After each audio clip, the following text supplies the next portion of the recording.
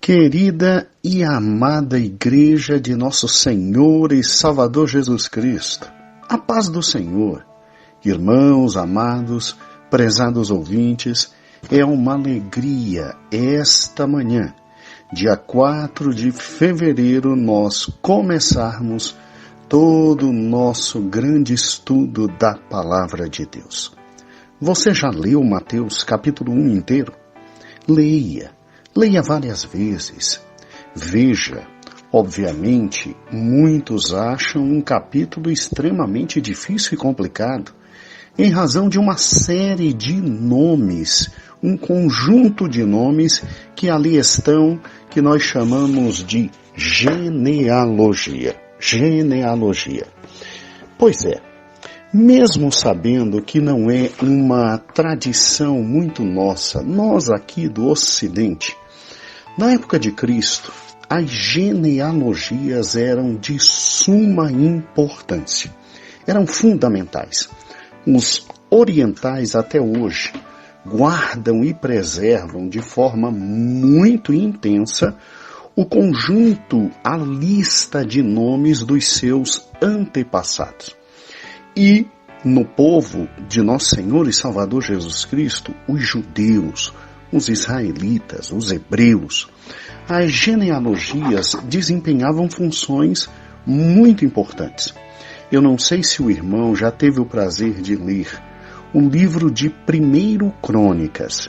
Se você nunca leu, só por curiosidade hoje, dê uma olhadinha nos primeiros capítulos de Crônicas e você verá dentro da Palavra de Deus o cuidado que se tinha com essa história de genealogia.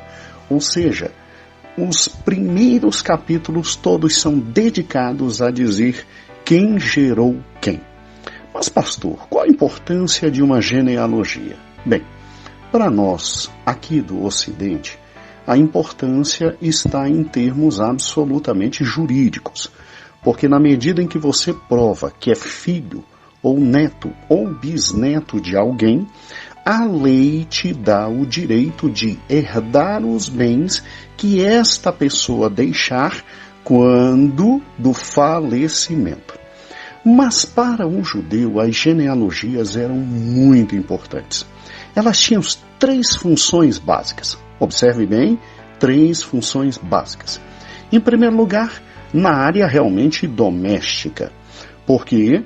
Porque, tal como aqui, as genealogias diziam de quem eu sou filho, de quem eu sou neto, e, portanto, de quem eu vou herdar os bens quando do falecimento destes meus antecessores.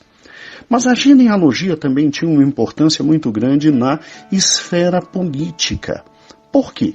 Por uma razão simples. Alguns cargos no Estado de Israel eram simplesmente produto de genealogia. Por exemplo, quem herdaria o trono de Davi? Obviamente, um dos seus filhos. Quem herdaria o trono de um dos seus filhos? Um dos netos de Davi, e assim por diante. Então, na esfera política, uma série de cargos políticos eram preenchidos por intermédio de descendência e ascendência. Daí a genealogia ser muito importante. Tanto é que no lugar de Davi ficou quem? Salomão. No lugar de Salomão, quando este faleceu, Roboão, e aí vai embora. E na esfera religiosa em Israel também era muito importante. A genealogia era sobretudo importante para confirmar quem era o legítimo sacerdote e quem poderia ser levita. Assim não se tinha como ter um sacerdócio, não se tinha como ter todo um levita trabalhando se ele não pudesse simplesmente provar que ele era filho de um sacerdote, filho de um levita, ele não poderia trabalhar dentro da obra de Deus na época. Então veja que o fato deles preservarem fundamentalmente o nome dos pais, dos avós, dos bisavós, dos trisavós e aí por diante, era fundamental para se determinar quem poderia fazer o que no meio de Israel. Eu sei perfeitamente que Mateus é o Evangelho do Rei. Mateus, quando escreveu o Evangelho, inspirado pelo Espírito Santo, ele começa de forma maravilhosa pela genealogia de Jesus para dar 2 dados históricos que são fundamentais quanto a Cristo. Primeiro dado histórico, Mateus queria deixar claro que Jesus era descendente de Davi. Por isso, Mateus simplesmente começa o seu evangelho dizendo assim: livro da geração de Jesus Cristo, filho de Davi, filho de Abraão. Livro da geração de Jesus Cristo, filho de Davi, filho de Abraão. Uai, mas Abraão não nasceu bem antes que Davi? Sim, Abraão nasceu antes que Davi. Mas o foco do Evangelho de Mateus é apresentar Jesus como o Rei, o Messias prometido, aquele que viria e assumiria eternamente o trono de Davi. Por isso que o nome de Davi aparece antes do nome de Abraão. Outro fato interessante aqui, obviamente, na querida genealogia trazida por Mateus, e que é o segundo fato histórico, é para provar que o Jesus histórico existiu. Ou seja, nasceu um homem na Galileia, naquele momento histórico chamado Jesus, e uma das provas históricas são seus pais, seus avós, seus bisavós. Pois é. Veja que interessante a genealogia de Cristo, porque quando se diz que Jesus era filho de Davi e filho de Abraão, o Evangelho de Mateus simplesmente está dizendo que Jesus é e tem direito a simplesmente receber o trono de Davi, como estava previsto em todas as profecias do Velho Testamento. Mas Jesus não ficaria restrito somente ao Velho Testamento e ao povo judeu, porque Jesus também é filho de Abraão e, portanto, Jesus cumpriria a promessa que Deus deu a Abraão: em ti serão benditas todas as nações da terra. Ou seja, Mateus quis escrever um evangelho para os judeus, provando que Jesus Cristo era o rei, que o rei tinha se apresentado, que o rei tinha chegado. Mas mal sabia ele escrevia um evangelho para o mundo inteiro, mostrando também que Jesus é filho de Abraão e que em Cristo se cumpria a promessa de que todas as famílias, todas as nações da terra seriam devidamente abençoadas, grandemente abençoadas. Glória a Deus pela genealogia de Mateus. Eu sei perfeitamente que muitos dos irmãos olham para todos esses nomes e reconhecem literalmente muitas das histórias que aqui estão. Ele começa, obviamente, com Abraão gerando Isaac. Todos sabemos dessa história, de Isaac, de Jacó, de Judá, né? Sabemos de todas as histórias até chegar ao rei Davi, e a partir do rei Davi você tem uma série de homens que aqui estão e que foram reis de Israel. Davi gera Roboão, que é o seu filho que ficou em seu lugar. Depois Abias, que é seu neto. E aí vai até a grande deportação para a Babilônia, quando o povo de Israel, infelizmente, se transformou em escravo. Mas não se preocupe, os outros nomes que vêm aqui depois da deportação da Babilônia, a partir do versículo 12, como Jeconias, Salatiel, Zorobabel, Abiúde, todos esses nomes são nomes, irmãos, de homens que poderiam perfeitamente assumir o trono após a deportação ter sido encerrada, quando o povo volta para a sua casa. E ao final mostra Jesus como descendente legítimo de Davi para assumir o trono eterno de Davi. É significativo aqui o nome de 4 mulheres.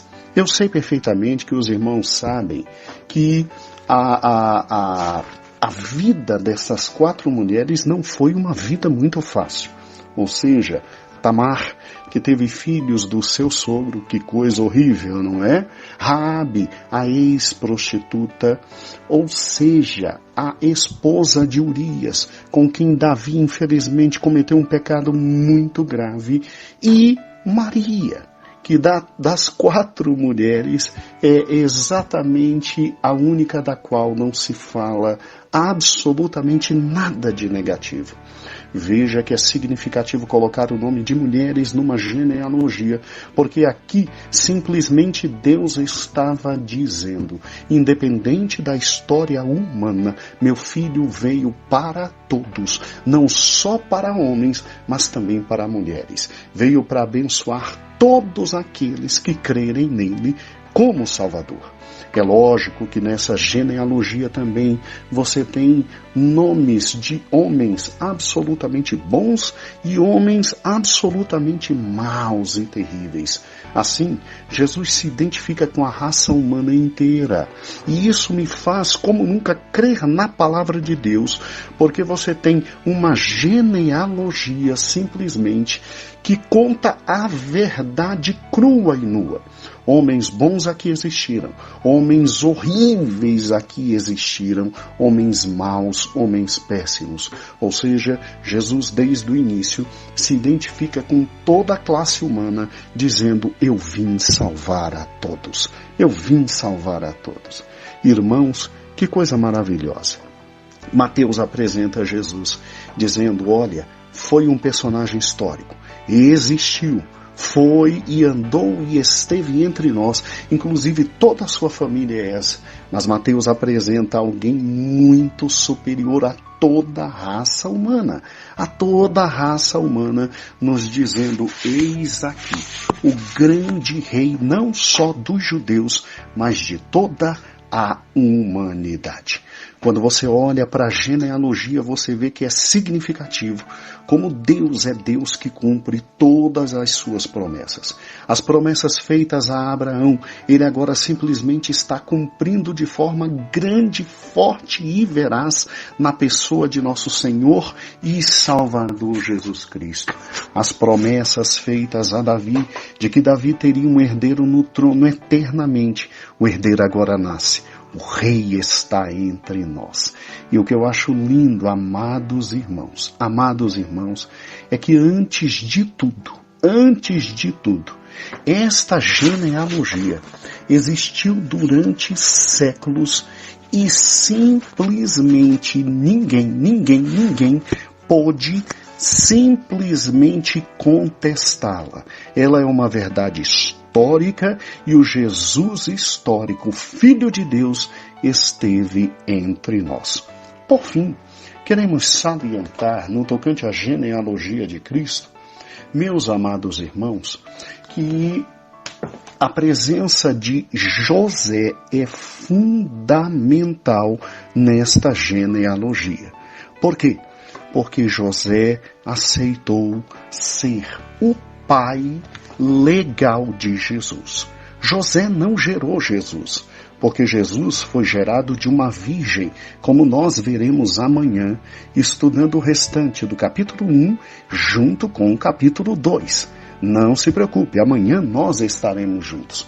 Mas quando você simplesmente olha para José, José que vem da linhagem real de Davi, José dá a Jesus, que não é seu filho, porque foi gerado pelo Espírito Santo, simplesmente o direito legal de ser seu filho.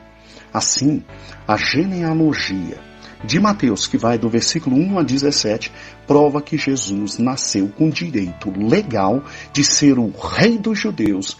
E porque fala de Abraão, prova que Jesus nasceu com direito legal de ser o rei de todos aqueles que nele creem. o relato da sua concepção que veremos amanhã pelo Espírito Santo, revela também que o Filho de Deus, o Verbo eterno, estava com Deus, era Deus e resolveu se tornar homem por amor de todos nós. Louvado seja Deus, que Deus abençoe a todos vós. Amanhã nos encontramos.